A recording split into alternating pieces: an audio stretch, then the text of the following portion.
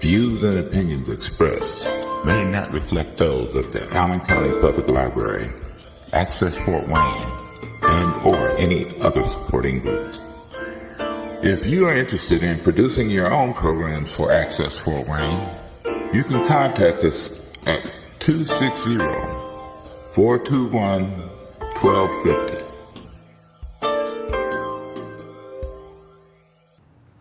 Welcome to Countyline.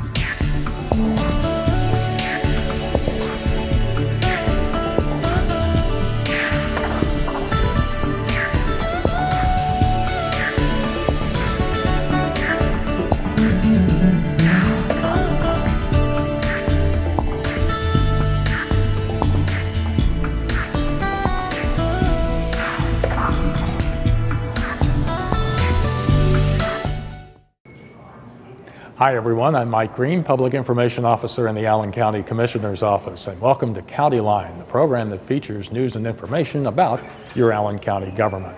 We're coming to you today from the Allen County Public Library and its Genealogy Center, a unique and valuable resource, not only for folks here in Allen County in Northeast Indiana, but throughout the nation, worldwide as well. One of the largest collections of information available to folks who want to know more about their lineage and history. We thought we'd take you on a look and see what they have here.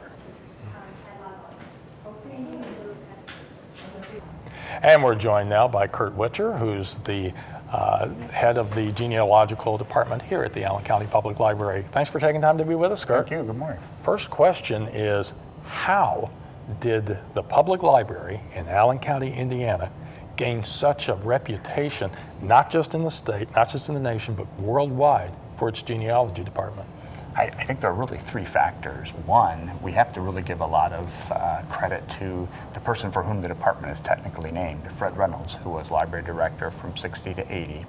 He was really interested in having a place where people could come and learn about family history during a time period when public libraries really didn't want to serve genealogists that well, because they're really what we call power users in a library. They ask a lot of questions, they use a lot of materials, and they have a propensity to stay all day, which today we think that's great, Right. But back in the mid-20th century, that was looked upon as an outlier patron. So he really wanted a place where genealogists could come and get treated like great regular library patrons, and that was just like a match to dry wood. It just took off. People, you know how networks are, people Right. told other people, and pretty soon there were dozens and then hundreds and then thousands of people coming every year. We serve around 85 to 100,000 customers a year, depending on the year, and the collection then started to grow as people knew that we would accept materials. We have a budget to buy some materials. And then we always have had a great staff who are really interested in serving customers right where they're at. So they're beginners, great, we can help you get started. Maybe you've been doing it for a quarter century, Right. We can help you too. And you think about that reputation, that's been around for a while, even beyond the days of the internet and such. So that word of mouth and sharing, it took a little bit more effort to do that as opposed to what we see these days. Absolutely. I've been with the department more than 3 decades, and I can remember when your two vehicles of communication were the expensive long-distance phone call Right. and the very slow postal letter.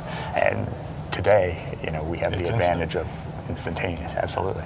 So what kind of services do you provide in a nutshell? Because we could spend all day talking about those, but kind of give us some ideas of what kind of services you can provide for folks who want to check on their backgrounds. Great question, and as you sort of indicated in your question, we could talk for an hour on this, but some quick nutshell type services. One, we can help people use the collection. It's a phenomenal collection. It's north of 1.1 million physical items, so we can help people get the couple dozen they might want to use today. So we're really experienced at helping people use the collection. We can also help people interpret what data they have already researched and point them in great directions. Where do I go from here type of questions. We can also help people who are just starting. Maybe they saw the Antiques or the Genealogy Roadshow, sort of an Antiques Roadshow compliment. Maybe they saw Who Do You Think You Are? And they say, gosh, I want to start on my family history. We can help them if they've never done a minute. Yeah, I was going to say, this sounds a little intimidating when you talk about a facility like this that's gained that kind of reputation, but you really can help folks who are just getting started or want to know more about how to go about it. Absolutely. We like to say, and maybe we even put this out as a friendly challenge, no matter where you're at on the research spectrum, whether you've just started today or whether you've been at it for decades, we can help you in an engaging, enjoyable way. Use our collection and also use the web, all the online materials that are out there. What are the best ones? How do I use those? And really get grounded in the next best steps. And let's talk a little bit about your presence online on the internet, because you just recently received quite an honor. Tell us a little bit about that. Yes, we were chosen as the group of the best 10 genealogy websites, general genealogy websites for North America. And as you stated, we are very honored to have been chosen. And I think that speaks to the amount of information we have on our website. Again, it kind of goes the spectrum. Right. So you can read our online newsletters and get a feel for how to start. You can search free databases that our volunteers and our staff have put up for anyone in the world to use. You can look at subject guides to see what are the best publications for Pennsylvania, for Indiana, for African American research, for Native American research, British Isles research. So we try to have an answer for everyone, no matter where their interest is. And this is truly a collaborative effort, because the information that you have, the data, the records, a lot of this is donated. You get people sending you this information that you're looking. A good amount of it is donated. We're fortunate to have a piece of the library's resource budget to purchase materials, but you're exactly right. When people come here and they get good service and they see what other kinds of materials are here, they say, hey, I could put my family history here, and hundreds, if not thousands of people a year could see the work that I did, maybe contact me, maybe add on to the work that I'm doing. You're exactly right. Tell us a little bit about some of the interesting things maybe that you've run across as you've worked here all this time. Well, there are so many of them. As you might expect, people that are adopted or who have given their children up for adoption later in life, they want to find out, do I have any blood siblings? I want to find out who my blood parents are. I want to find out what happened to my birth child, my birth son, my birth daughter. So we're pretty good about trying to get people plugged into that research, which can be pretty challenging. And when someone is looking for a living relative for years and years and years and finally discovers that person, it's quite an emotional thing for them. And sometimes it's just a matter of people wanting to know more about their lineage and their background. Probably started as far back as you and I can recall, the TV show Roots, right, which really kind of kicked it off. But even today we still see, as you mentioned, television programs, the celebrities or just everyday folks who have gone out and researched, and you see what they've been able to find, and that triggers curiosity in some folks. Absolutely. Roots was a real tipping point. It really demonstrated to everybody that, hey, no matter who you are, no matter your background, everybody has a story, and it's worth trying to discover what your story is. We work with a lot of schools in the community, from, believe it or not, grade schools up through undergraduate. So you think a fourth grade class, right, that genealogy, that's just too hard for them to do. Well, if you focus on the fact that it's really all about story, they can talk to parents, they still have grandparents living, so they can collect some information. And then they come in here and they look at documents, they look at a census record, and they're fascinated to see a name that's the same surname as theirs. Our high school kids really have a great time researching their family, because again, they still have older relatives that they can talk to, and then they can plug into census records and obituaries and county histories, this whole collection of yearbooks behind you. They love going in there and seeing what mom and dad and grandma and grandpa and auntie looked like when they were in school. And so then even go back further than exactly. The information that you have on the website is just kind of a way to kick things off. But do folks need to have some things in hand before they come here or go on the website to get started? It's helpful if they have at least spoken with living relatives, parents, if parents are still alive, grandparents, if they're fortunate enough for grandparents to be alive. But I would never like people to think that it's a requisite. Right. They can come in here literally cold.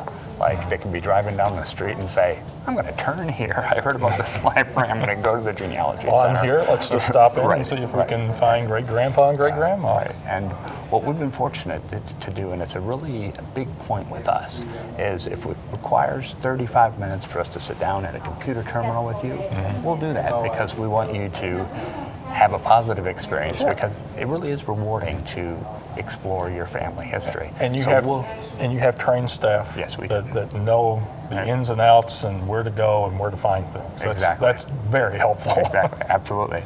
I think what distinguishes us a little bit from other research facilities, usually research facilities like to have their professionals in the back room doing important work.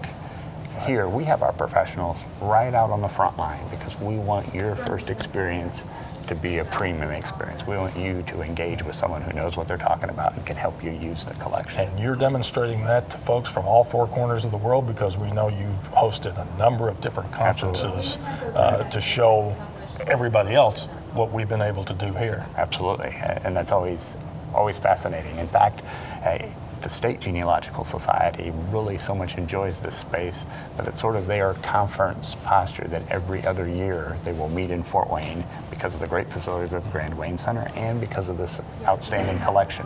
We've hosted 5 national conferences here in the 30 years I've been here. We'll have another one in 2018, just 4 years from now. So you're right, conferences, groups love to have their events here. Well, Kurt, this is a great place. We appreciate your time being with us.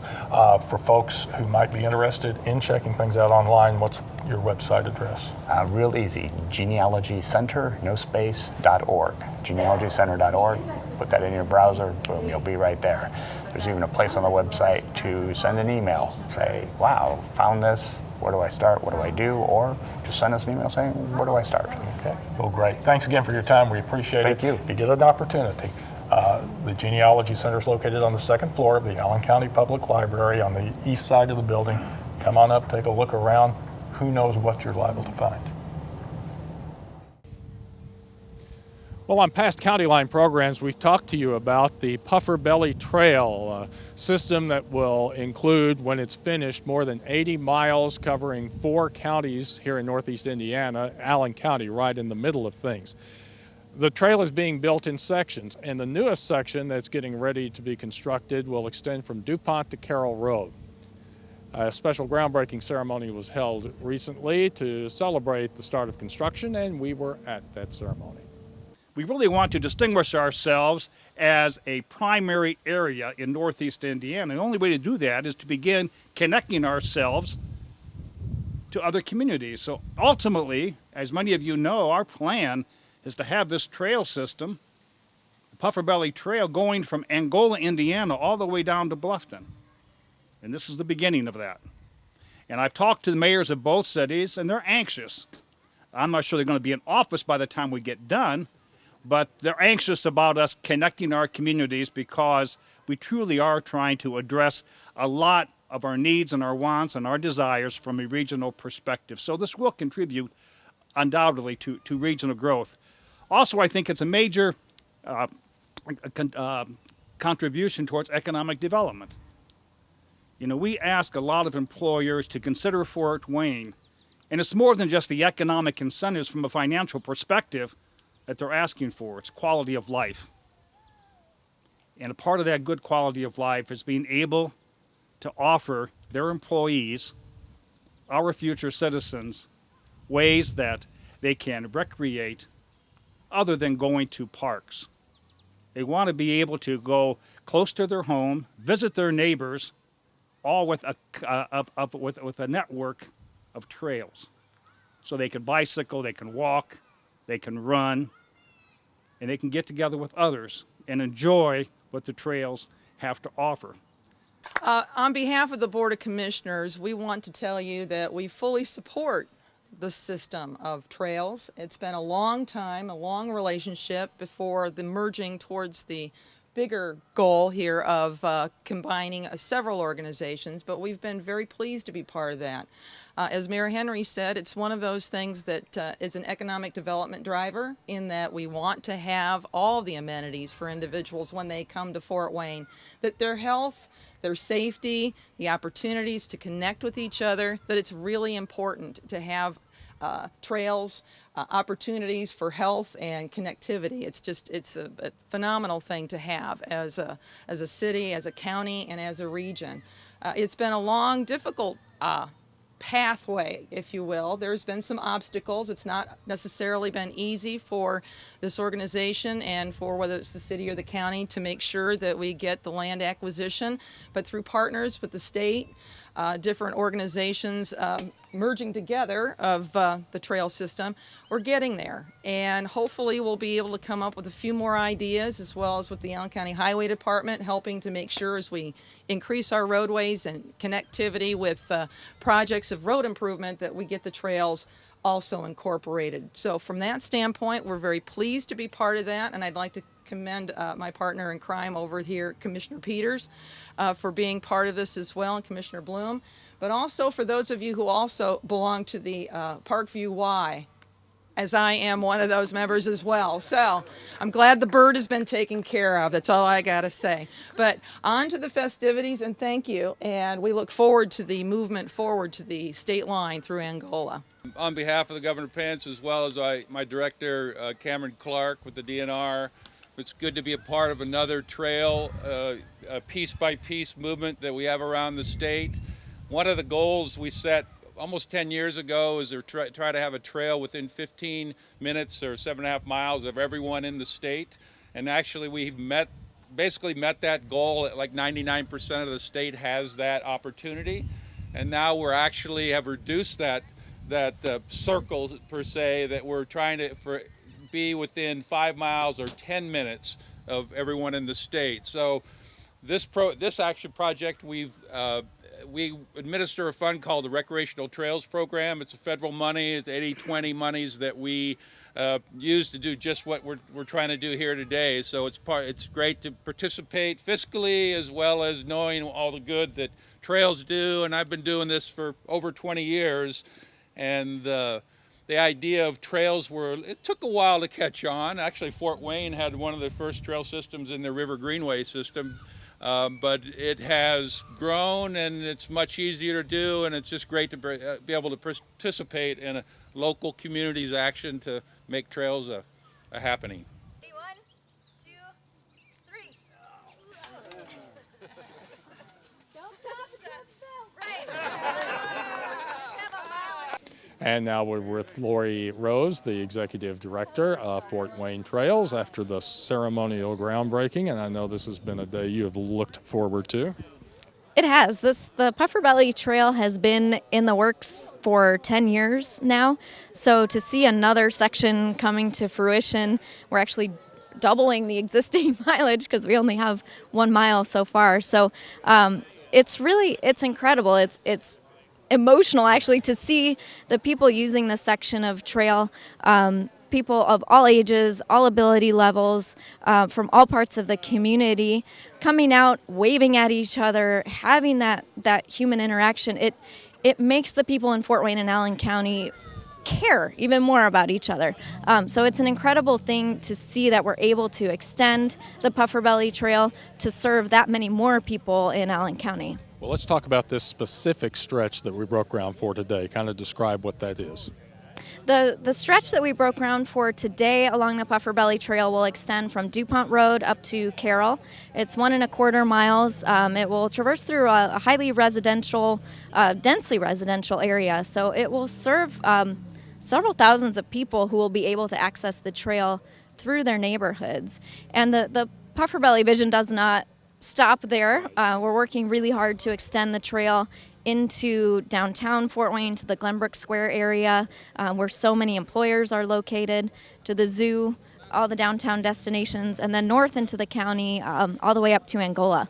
I was going to say, this is not just within Fort Wayne. It's not within Allen County. You're talking about 3 or 4 counties involved in this. Yeah, we are teaming up with 4 counties total right now. We're working closely with Bluffton, with Wells County, Allen County, DeKalb, and Steuben counties. And actually, we were just at a statewide trails charrette on Friday, and there were folks from Bern and Geneva saying, what about Adams County? What about Jay County? We could connect with you guys too. So this may quickly turn into a 6-county vision for all of Northeast Indiana to help the economic viability of the area, attract people, and retain talent. You talked about DuPont to Carroll for this stretch. Now, where we're at is at the YMCA. Does this connect into DuPont, or kind of, for folks who are familiar with this, kind of describe a little bit about how that's going to work? I think you're building something kind of special in order to get folks across DuPont. Or... Yes, well, actually, the city is building something quite special.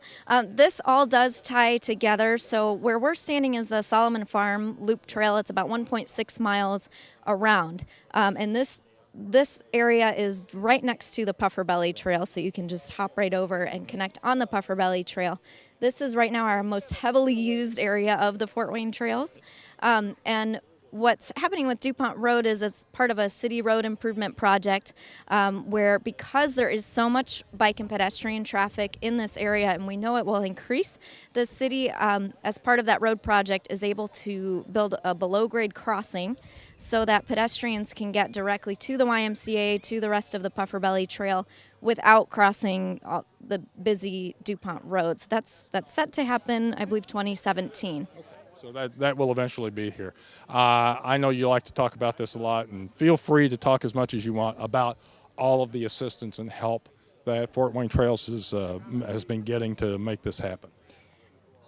You know, it's an incredible thing. I came here to Fort Wayne I had worked for the city of Indianapolis, and what I saw was sort of this top down. It was the capital city. It just sort of happened. Here in Fort Wayne, it is literally bubbling up from the neighbors, from the volunteers who are every single day calling me saying, can we have more Pufferbelly 5K brochures? Can we I think I got another sponsor on board. Can we submit this grant? You know, it's so much energy from the community because they see the benefits. They see the need to leave a legacy for future generations, which this will. And we are so fortunate that our government partners see the very same thing. They see the future. They see the importance of being a city that can compete with other mid-sized cities by offering this type of infrastructure that skilled professionals, that people of all ages want to see. So it's not only the grassroots, it's our county partners, it's our city partners, the state level, and it takes everyone working together, leveraging each other's energy for things like this to happen. And when do we expect this particular segment to be finished by? This is slated to be finished this fall in 2014, so from DuPont to Carroll. Okay, great. So we'll be able to traverse this before you know it. Lori, thanks a lot. Appreciate it. Great job. Look forward to seeing more of the Pufferbelly Trail as the years go on. Thank you. We look forward to continuing working with Allen County, and not only here in the northwest part of the community, but northeast, south, southeast, southwest. This is expanding in every direction to really serve everyone. So we're excited about that. Thanks again. Thank you. Building assets in our children isn't just reliant upon one program or project, but it's a journey that runs through a child's developmental years all the way up to age 20. Helping with that journey here in Allen County is a program called Great Kids Make Great Communities. We're going to talk about the program and one of their very important events that will be coming up shortly with Nancy Springer, who is the coordinator for Great Kids Make Great Communities. Nancy, thanks for joining us. We appreciate your time. Thank you.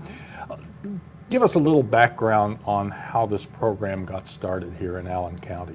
Sure. About 25 years ago, Judge Charles Pratt, Allen Superior Court Family Relations Division, and his co-worker, Kate Rusher, saw a need for bringing some very high-level, high-quality training to Fort Wayne for local youth workers.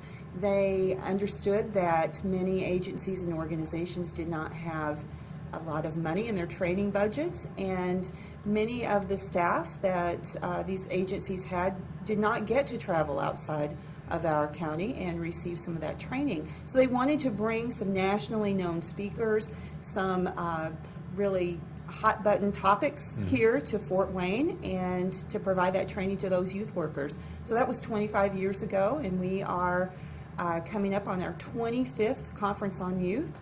And we have some very exciting speakers this year also to bring that training to local youth workers. How has the program grown in that 25-year period? Well, it started pretty small, as you might imagine, with just, a few dozen people. And this past year, we were very pleased to have 800 local youth workers at our conference. Okay. So it was a very good turnout. And the conference is your big event every year, but let's talk about other things that you're doing through the course of the year. This is not just one event and that's it. You do a number of different training seminars and such. We do. Our mission really is to provide training and support to youth workers throughout the year. So we continually provide training on the 40 developmental assets, which really are building blocks of healthy youth development. We also provide training on a parenting class called Say Yes to No, and really a lot of other issues throughout the year. And so we have trainings that we sponsor, that I do, and I actually will go out to any agency or organization, really anywhere there are youth workers, and provide that training to that organization. Also, we provide several trainings throughout the year, which we invite our entire audience to. And some of those topics this year have included things like autism and trauma-informed care. We partner with Allen Superior Court to provide a mental health training series, which addresses topics, really anything pertaining to mental health that the people that are working with clients within the court system might experience with those clients. And what type of groups, you talked about folks who work and have direct contact with youth. Give us an idea of the kind of groups that attend these kind of things. Sure. Those people are social workers, educators, mental health professionals, law enforcement, probation officers, really anyone that might be coming in contact with children professionally, but we also speak a lot to parents, foster parents, community members, church groups, really anyone that's interested in promoting positive youth development in Allen County. Why did the courts get involved in something like this? Well, obviously in Allen Superior Court Family Relations Division, the court is seeing a lot of families that are in need of building assets in their children that are maybe seeing some issues, and so they are providing this training to try to equip the youth workers, the people that are working with these kids professionally, but also the parents, to equip them with some much needed tools, some real research-backed evidence to help them provide their children with the things that they really need to grow up to be successful, healthy, responsible adults. So let's talk about the big event coming up. This is the 25th, as you mentioned, silver anniversary for the Conference on Youth. Give us an idea of when, where it's taking place. Right. The conference will be held on October 2nd at the Allen County War Memorial Coliseum.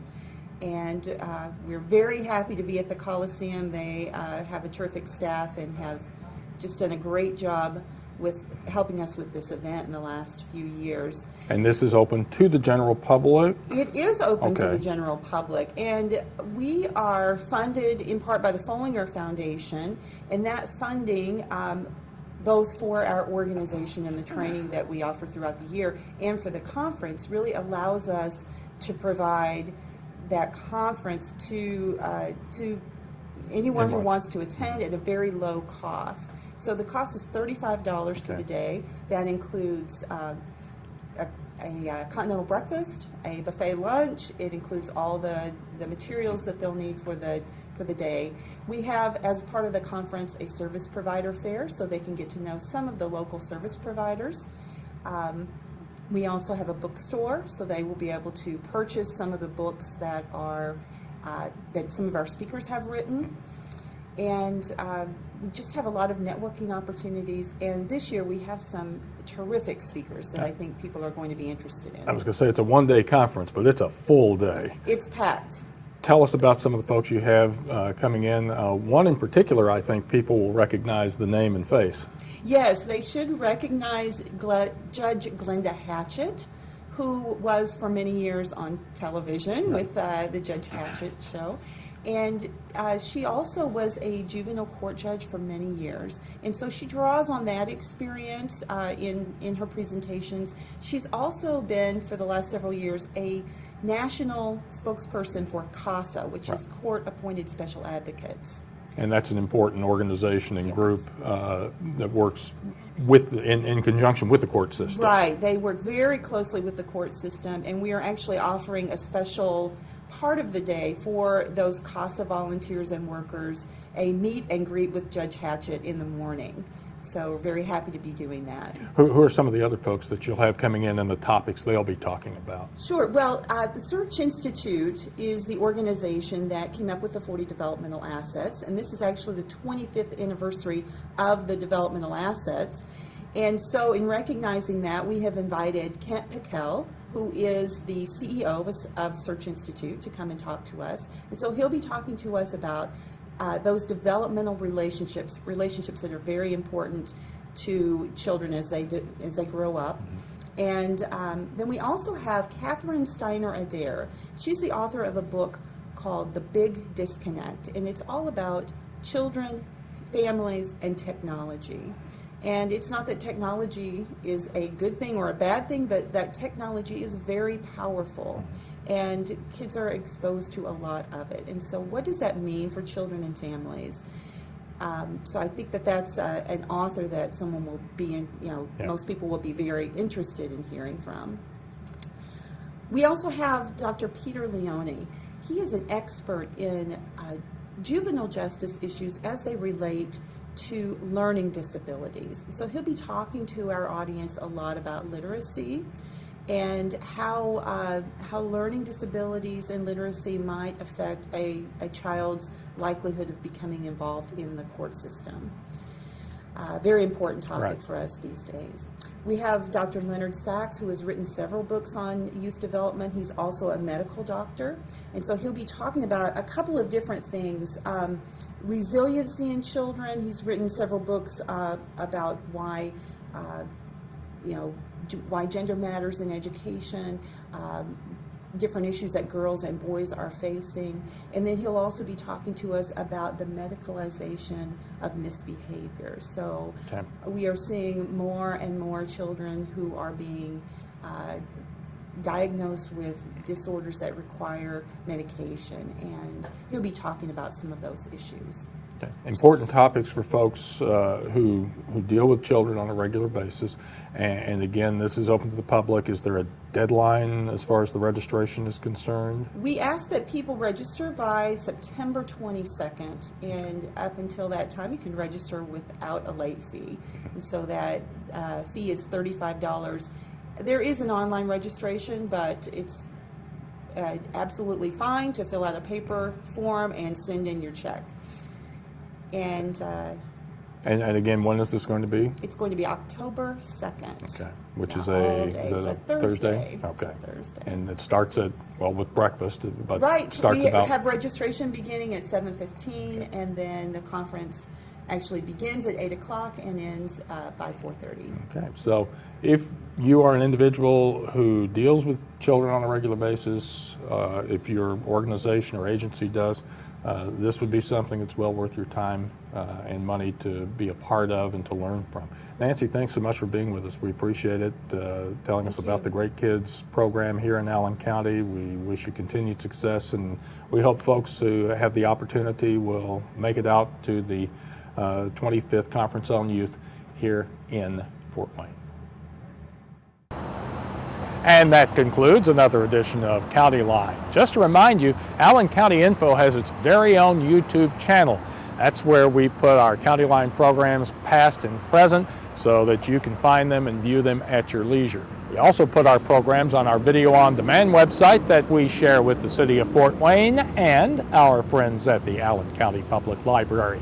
You can find links to both the YouTube channel and our video on demand service by going to our website, www.allencounty.us. Thanks for joining us. I'm Mike Green, Public Information Officer in the Allen County Commissioner's Office, and we'll see you again next time on Countyline.